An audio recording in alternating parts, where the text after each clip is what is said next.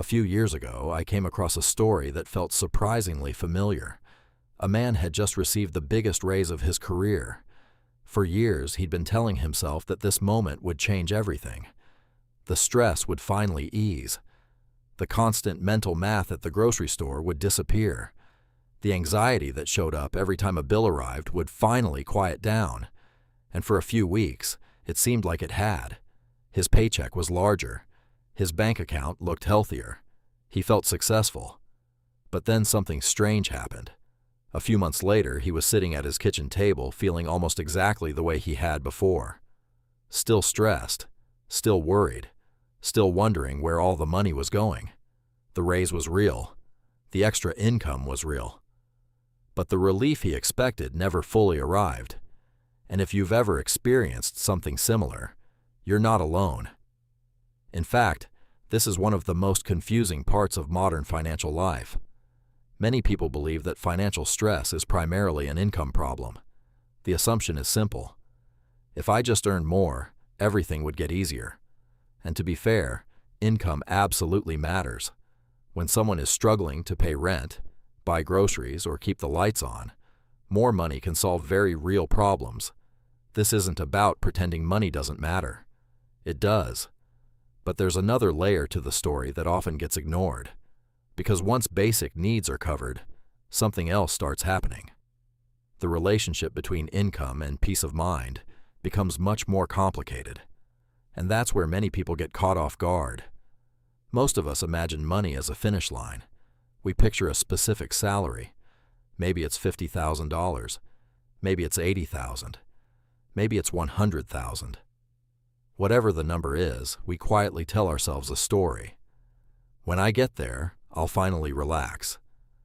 When I get there, I'll stop worrying. When I get there, life will feel stable. But human psychology doesn't work that way. The moment we reach a goal, our brain quickly adjusts to it. What once felt extraordinary becomes normal.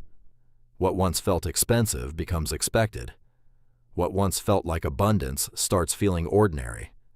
Psychologists sometimes refer to this as adaptation. Human beings are incredibly good at getting used to things. The promotion that once felt exciting eventually becomes your regular job. The apartment you dreamed about eventually becomes your normal apartment. The salary that once seemed impossible eventually becomes your baseline. And that's where the trouble begins. Because while income increases, expectations often increase right alongside it. Imagine someone earning $40,000 a year. They get a raise and begin earning $60,000.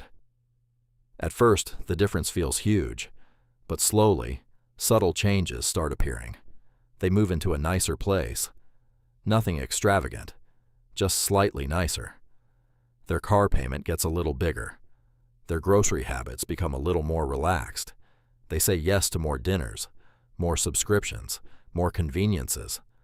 None of these choices feel dramatic on their own. In fact, most feel completely reasonable. That's what makes them so powerful. Financial pressure rarely arrives all at once. It arrives one small upgrade at a time. And before long, the new income that once felt liberating has already been assigned a job. The raise disappears into a lifestyle that quietly expanded to absorb it.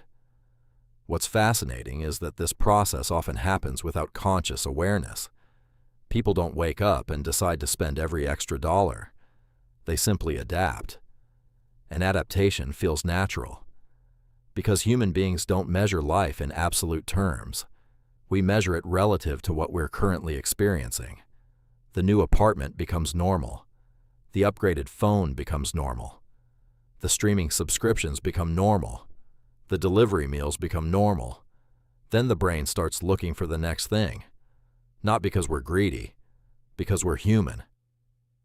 There's another piece of this puzzle that doesn't get discussed enough.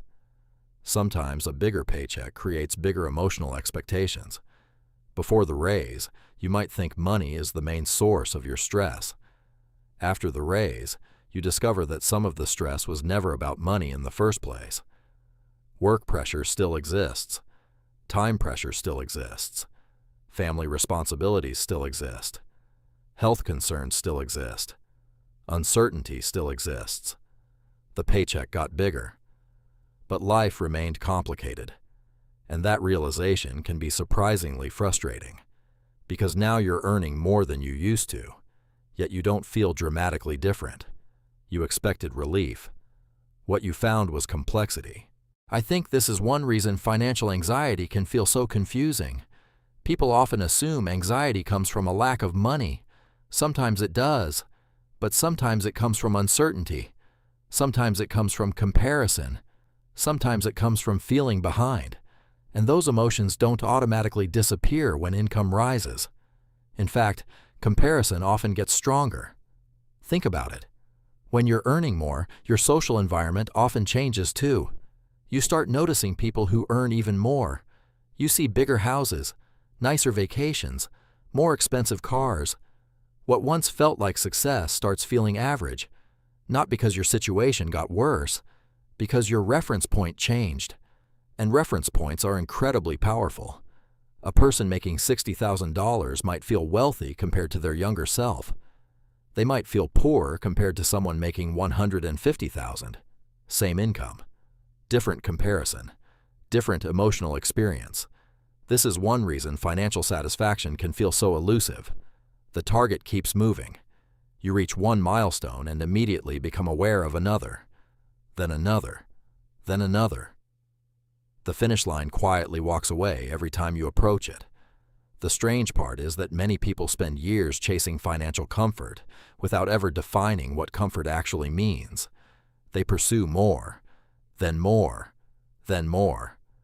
But they never stop long enough to ask a simple question. How much is enough for the life I genuinely want?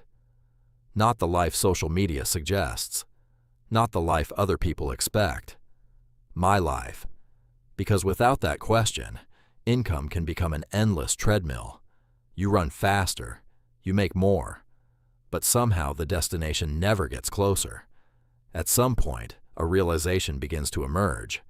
The goal isn't simply increasing income.